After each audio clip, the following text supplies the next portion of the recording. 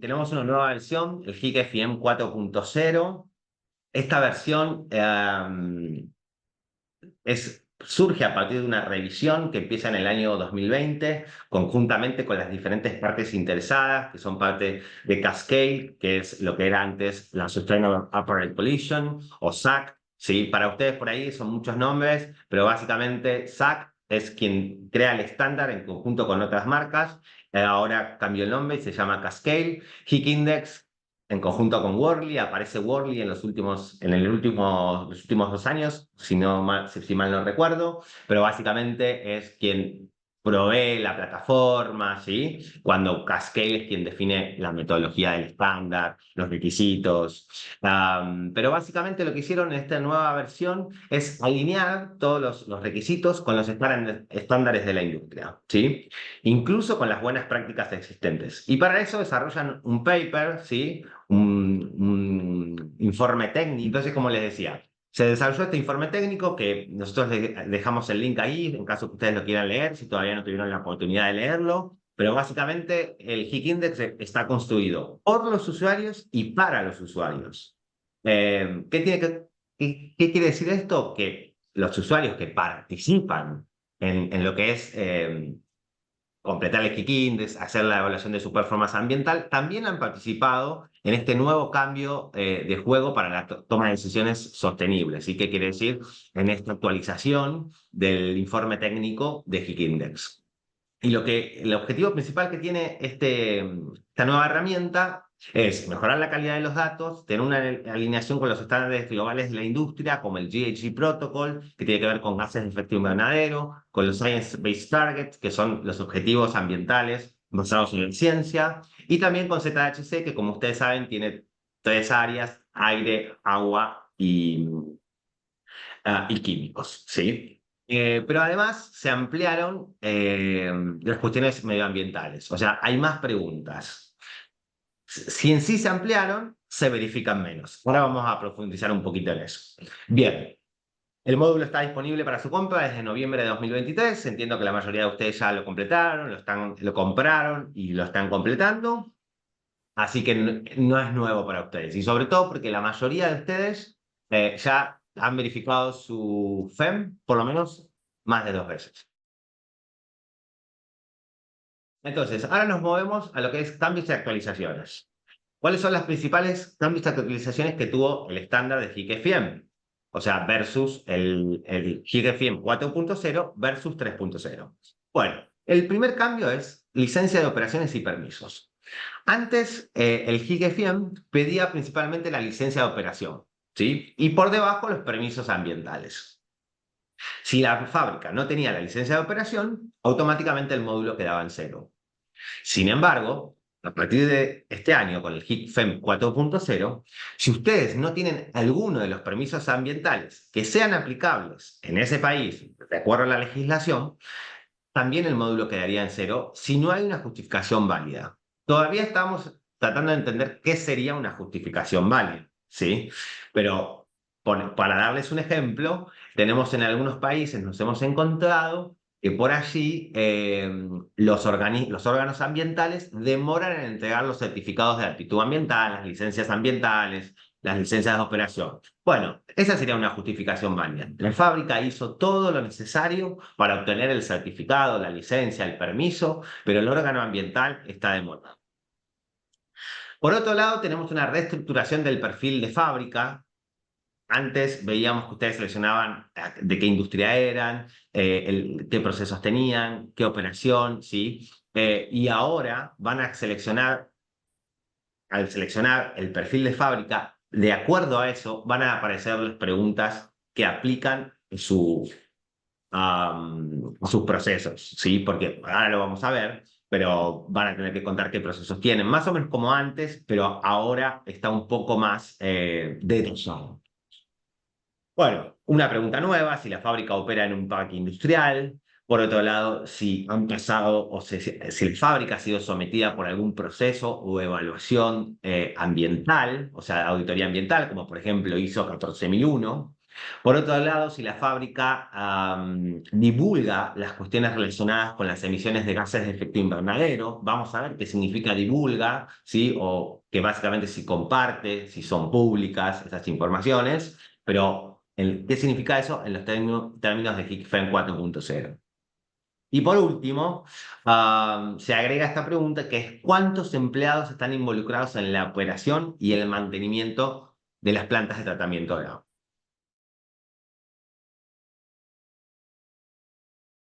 Entonces, el primer cambio que tenemos es el dashboard, ¿sí? Luce más o menos igual, se agregan algunas funciones.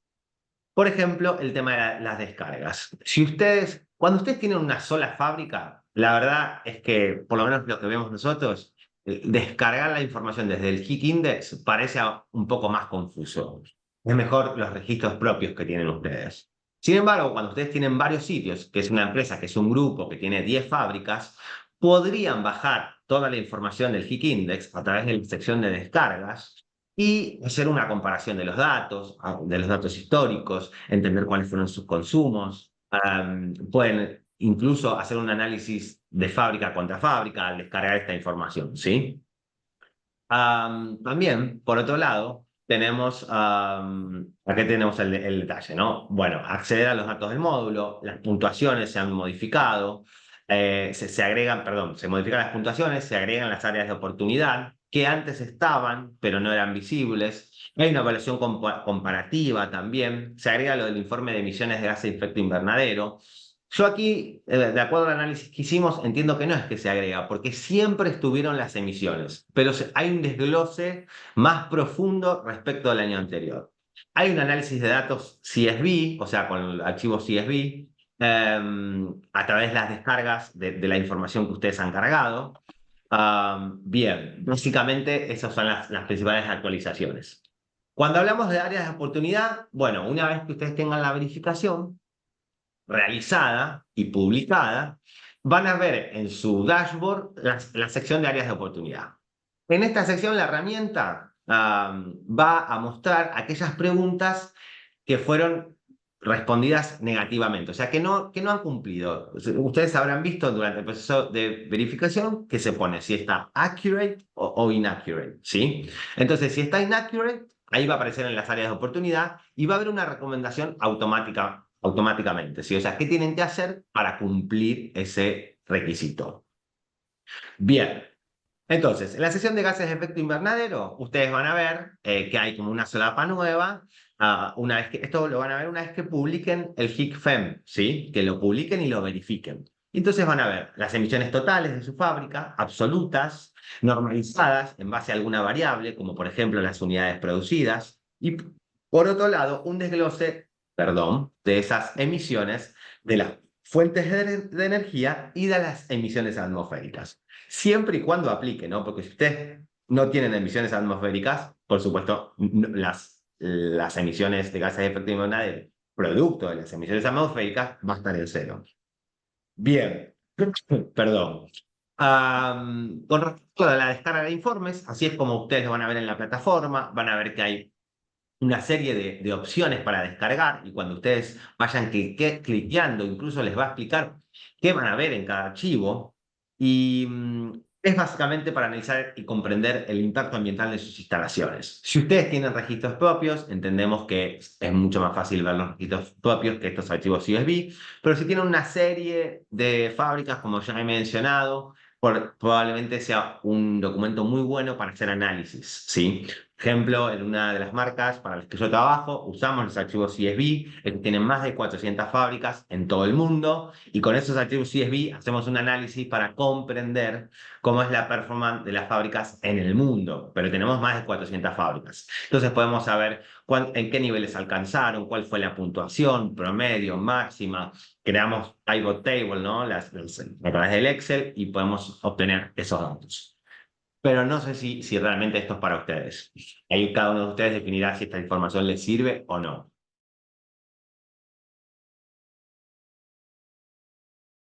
Niveles del HIC Index.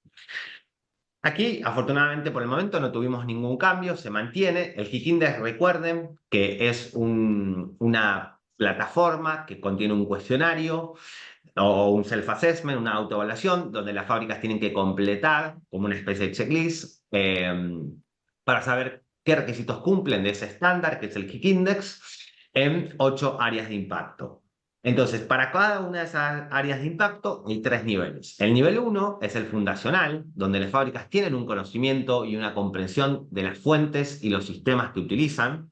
Si ustedes saben los consumos que tienen de energía, los residuos que generan, los efluentes que descargan, y cumple con la legislación local. O sea, es fundacional. Están en cumplimiento con lo básico, ¿sí? Y por ahí un poquito más. Si ustedes alcanzan todos los requisitos del nivel 1, van a tener 25 puntos. Después vamos al nivel 2. Este ya es un nivel progresivo. Entonces van a tener 25 más 50, 75 puntos. Esto cambió igual. Se respeta esto, pero en la puntuación no va a ser igual. Ahora lo vamos a comentar. Entonces, el nivel 2 progresivo, ya la fábrica no solo tiene un conocimiento y comprensión de las fuentes y los sistemas que utiliza, sino que además define objetivos y hace un seguimiento de sus progresos ambientales. ¿Sí? Bien. Entonces, después tenemos el nivel 3, que es el aspiracional, donde las fábricas ya tienen prácticas líderes. ¿Sí? Tienen iniciativas que están por encima del promedio de las fábricas. Por ejemplo, tener energías renovables, por ejemplo, reciclar el agua residual, ¿sí? Insertar sus residuos en un proceso de economía circular. Bien, como para darle algunos ejemplos. En cuanto a los niveles, ¿cómo funciona el Hit Index? Primero, aparecen las preguntas de nivel 1. Si alcanzan las preguntas de nivel 1, pasan a las de nivel 2 y en consecuencia las de nivel 3. Sin embargo, este año ustedes van a completar todas las preguntas o requisitos que aparezcan en base a lo que ustedes vayan completando, pero las verificables son solamente aquellas, las de nivel 1 y las métricas, ¿sí? Las métricas, ¿qué quiere decir? Todo lo que es el tracking de sus consumos, generación de residuos, consumo de agua, energía. Y cuando digo energía, hablo de todas las fuentes de energías, no solo electricidad. Puede ser diésel, fuel oil, puede ser gasolina, puede ser vapor. Bien, todas las fuentes de energía que existen y que consumen su fábrica.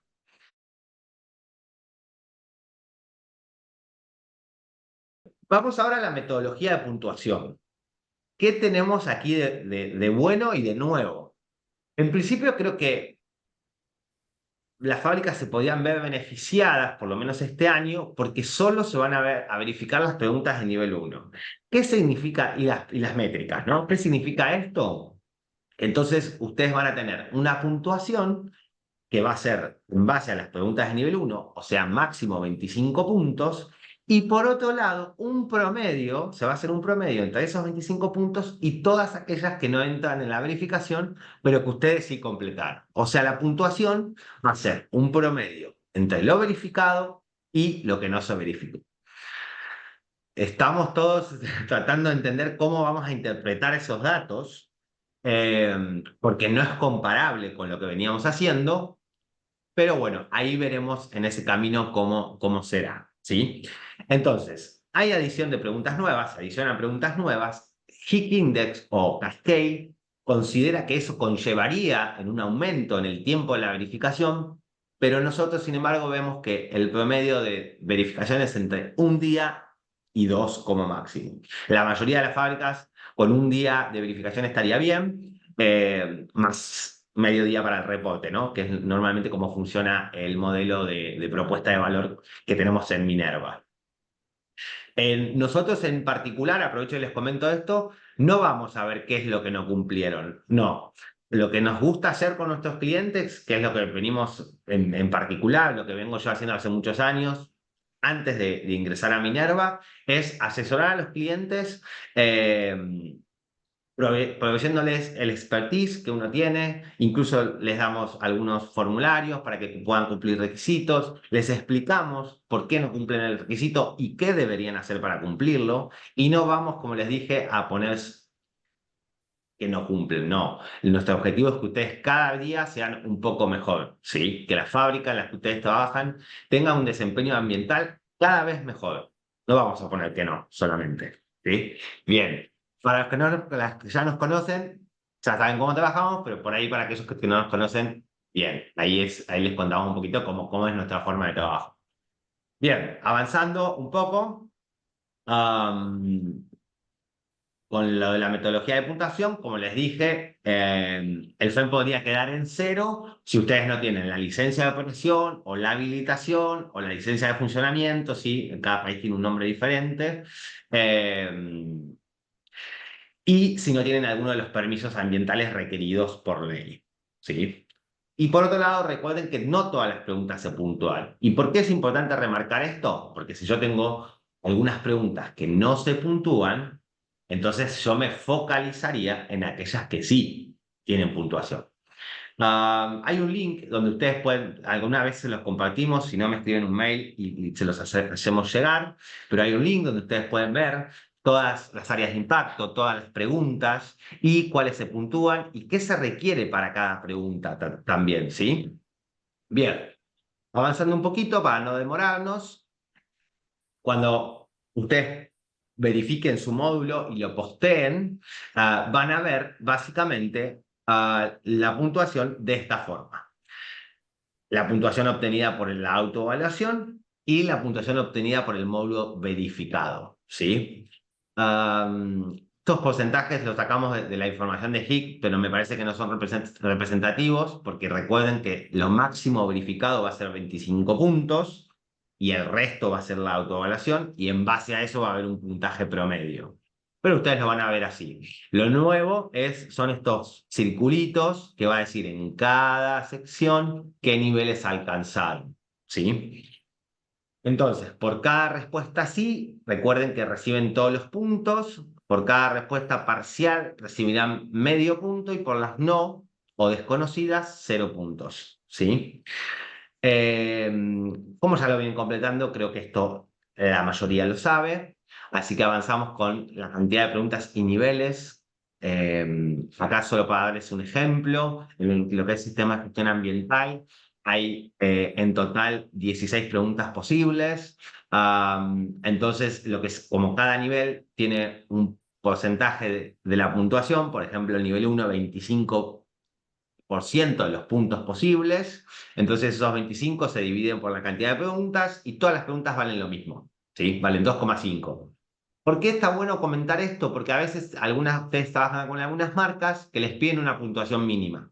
Entonces ustedes podrían calcular, en base a los requisitos que están alcanzando, cuánta es la puntuación estimada que podrían tener posterior a la verificación. Pero eso depende de cada fábrica, si necesita hacer eso, si quiere alcanzar una puntuación mínima, entonces en base a eso podrían calcular la puntuación esperada.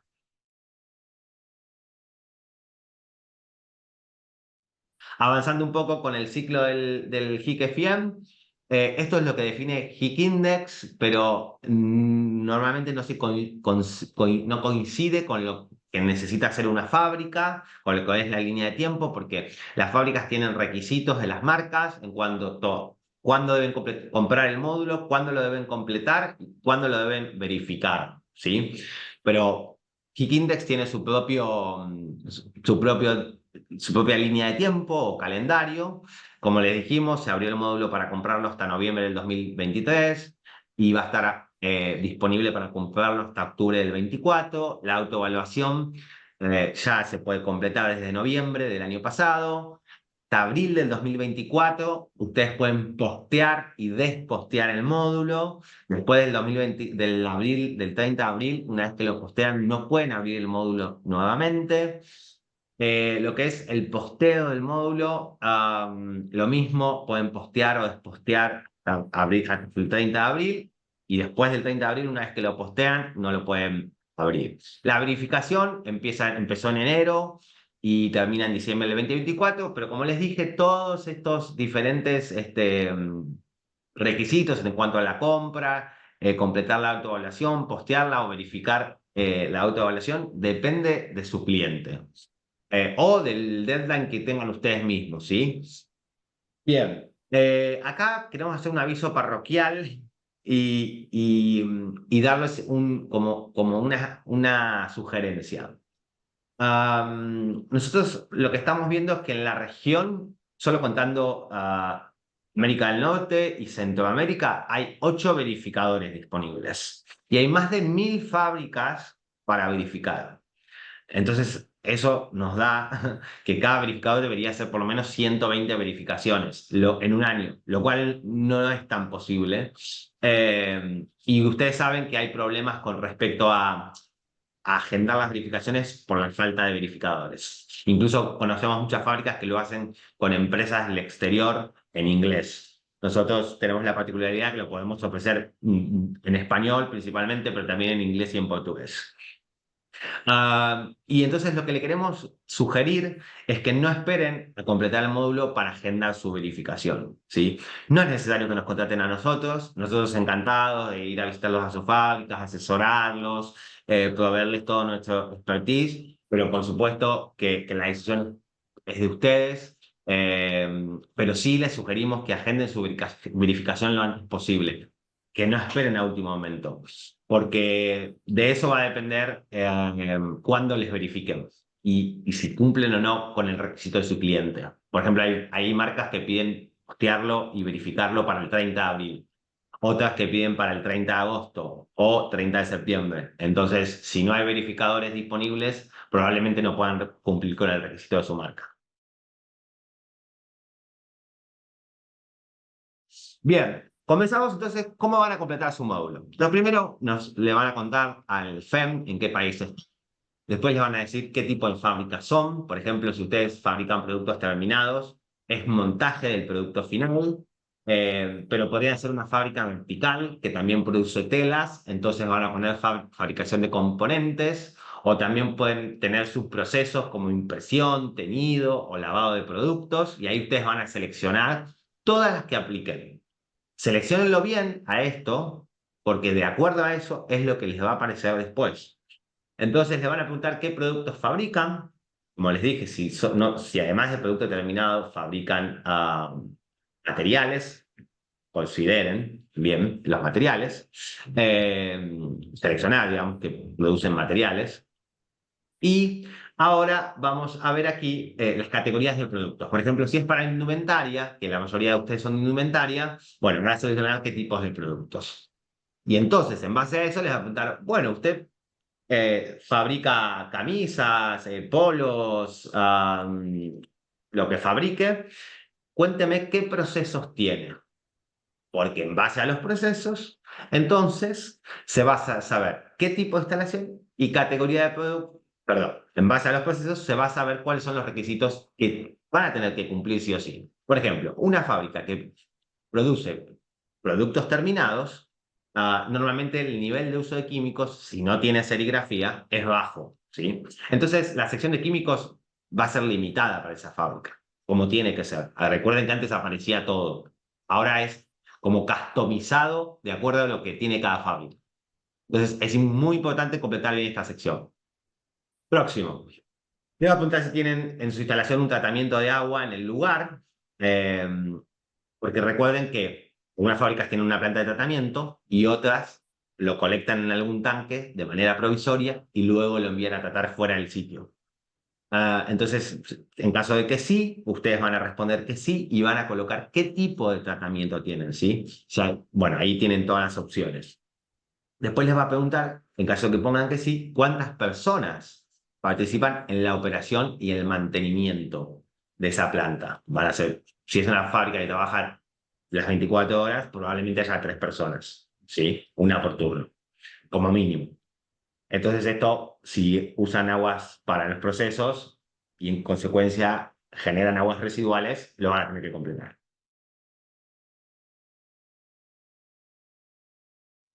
Próximo.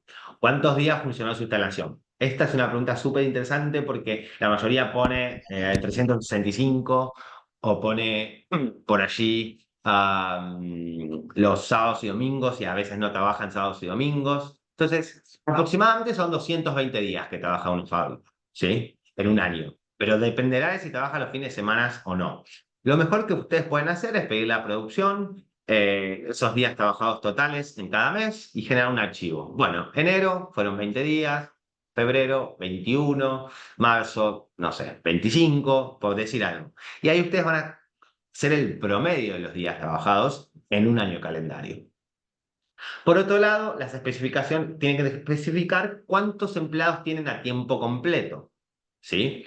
Van a hacer lo mismo que con los días trabajados. Le van a pedir al área de recursos humanos eh, un archivo con todos los meses, de enero a diciembre, y los empleados que tenían cada mes, y ahí van a sacar el promedio. ¿Sí? Porque el dato de un mes no es representativo. ¿Sí? Lo que importa es el promedio de los 12 meses. Si hay empleados temporales, van a hacer lo mismo. Si operan en un parque industrial o en una zona industrial, van a colocar que sí. Y después vamos al volumen de producción anual. Bien, acá está creo que bien fácil. Si son productos terminados, son unidades. Si son telas, podría ser en, no me acuerdo si está en kilos o en yardas, pero en general todo lo que es materiales, producción de materiales, es en kilogramos. Y entonces ustedes van a seleccionar de acuerdo al tipo de fábrica. Bien.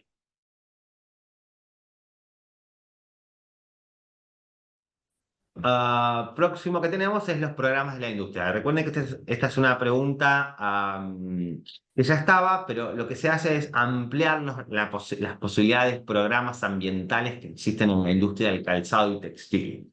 Entonces, si ustedes participan en alguno de estos programas, van a poner que sí. Y si ponen que sí, van a tener que seleccionar en cuál de estos programas. Por ejemplo, hay muchas fábricas que están certificadas en lo que es poliéster reciclado, algodón orgánico. Algunas por ahí tienen OSHA 45001, ISO 14001. Pero también sabemos que hay muchas que no tienen nada, que no tienen ningún tipo de certificación, que también es válido, si no es obligatorio tenerlo. Entonces, ZHC, por ejemplo, si tienen aguas residuales, si ustedes la verdad que ustedes son los que gestionan la parte ambiental, saben si hay o no una certificación. Entonces, para que no se compliquen, porque por ahí ponen que sí y no encuentran su certificación en el listado. No recuerdo si está la opción otros, creo que está como others, y ahí tienen que describir, bueno, qué certificación es, ¿no? Que no está en el listado. Bien, próximo. Se ha sometido su instalación a una evaluación o auditoría ambiental durante el último año de informe, además del HIT Index. Ahí van a colocar que sí. En caso que coloquen que sí, deberán incluir a cuántas evaluaciones se han sometido. Por ejemplo, si es 14.001, sería una. Si es una auditoría 14.001, mínimo son 3 días, entonces van a colocar 3 días. Eh, Y ojo aquí porque si son, por ejemplo, 3 días y 3 auditores, equivale a 6 días, ¿sí? Porque sería un día por auditor multiplicado por la cantidad de días, ¿sí? Bien, perdón, les dije cualquier cosa. Si es un día de auditoría y son 2 auditores, son 2 días, ¿sí? Porque es 2 auditores por uno, ¿sí? Entonces serían 2 días. Van a colocar entonces en caso afirmativo cuál es el estándar de auditoría o evaluación ambiental al que están participando. Próximo que tenemos gases de efecto invernadero. Esto es lo que les decía la pregunta nueva. Siempre estuvo lo de gases de efecto invernadero, ¿sí? Sí. Lo que se agrega es si ustedes los divulgan, ¿sí? Si hay un reporte público, si lo divulgan en CDP, que es el famoso índice de divulgación de información relacionada con el cambio climático, o incluso si ustedes lo divulgan en la página web corporativa o en algún informe de sustentabilidad interno de la compañía, pero que se publica hacia afuera de la compañía. Por otro lado, les van a preguntar si tienen una licencia operativa válida. Bueno, operativa válida, como, de nuevo, es la habilitación, la licencia de funcionamiento, la licencia de operación, como se llama en cada país, y la adjunten. Ahora que vemos acá lo de los adjuntos, es importante siempre adjuntar toda la información que tienen disponible. Porque entonces el verificador de manera anticipada puede hacer una revisión de lo que tienen y lo que no tienen e ir más preparado a su fábrica, asesorarlos mucho más, acompañarlos mucho más en este proceso de mejora. Entonces, junten toda la información que tengan disponible al momento de completar el FEM. Por otro lado, si sus instalaciones recibieron algún registro de violación ambiental, o sea, si hubo una inspección por parte del órgano ambiental o del gobierno y están violando algún código, alguna resolución, algo relacionado con los temas ambientales, ¿sí? Normalmente no, pero en caso de que sí, van a tener que explicar por qué sucedió, a qué estés haciendo para resolverlo, o si ya lo han resuelto, contar y siempre tener todo documentado. Bien, creo que aquí vienen las explicaciones, pero como me las sé de memoria, no las pusimos.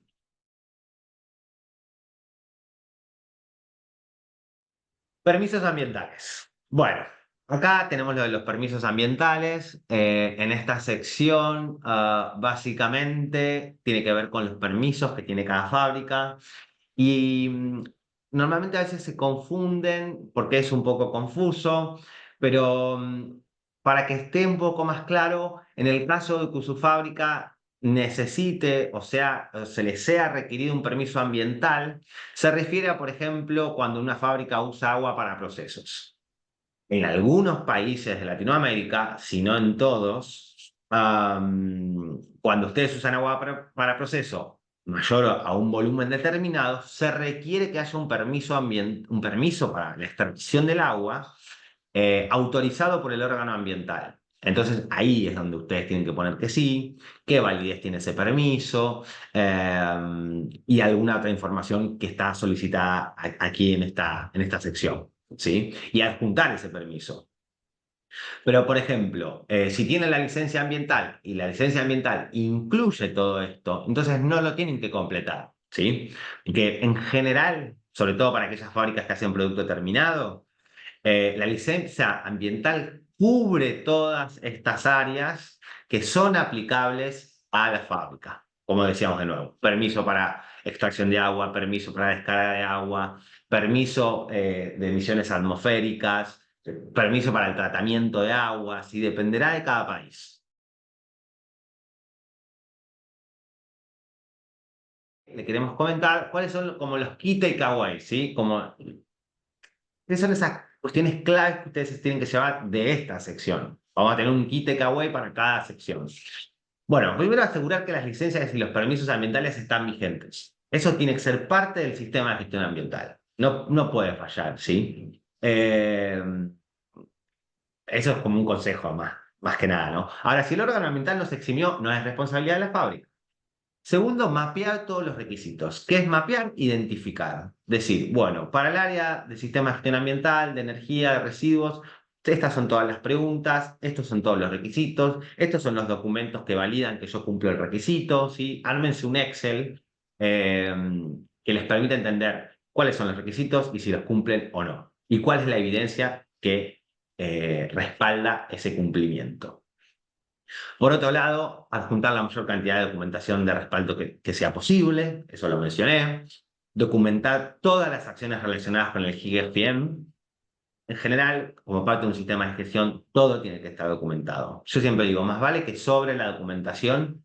Yo en algún momento estuve en las fábricas como ustedes y documentábamos todo, las reuniones, los entrenamientos, los briefings de 5 minutos, absolutamente todo, ¿sí? Entonces cuando venía el auditor, el verificador, de acuerdo al estándar, teníamos absolutamente todo documentado. Y así asegurábamos el éxito en la puntuación, ¿no? Por supuesto. Como les dije, los días trabajados a reportar deben ser los realmente elaborados. El total de trabajadores debería ser un promedio de los 12 meses.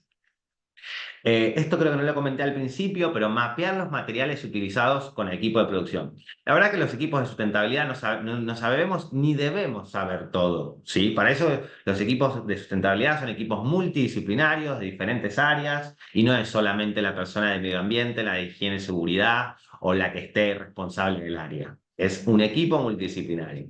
Entonces, en este caso, yo siempre les digo, pídanle a producción que los ayude mapeando los materiales. ¿Cómo lo pueden hacer? Identificando cuáles son todos esos materiales, con una foto, qué tipo de material es, porque, por ejemplo, si es un plástico, podría haber 7 tipos de plásticos, ¿sí? Entonces, uno no se puede acordar que hay 7 tipos de plásticos, 10 tipos de telas, ¿sí? De memoria. Entonces, siempre es bueno tenerlo documentado y, como les dije, mapeándolos. Una foto, el nombre del material, el proveedor y qué tipo de material es. Eso es más un consejo, el HIC no lo pide así. Pero a la hora de ustedes contar cómo es su proceso, los materiales que utilizan, los impactos que están asociados en cada uno de los procesos, ahí va a ser mucho más fácil para ustedes como ayuda a memoria y también va a ser muy bien visto por el verificador. El volumen de producción también documentado mes a mes y con evidencias de respaldo. ¿Sí? Idealmente, órdenes de compra, de ventas, de mitos, de lo que ustedes hayan vendido.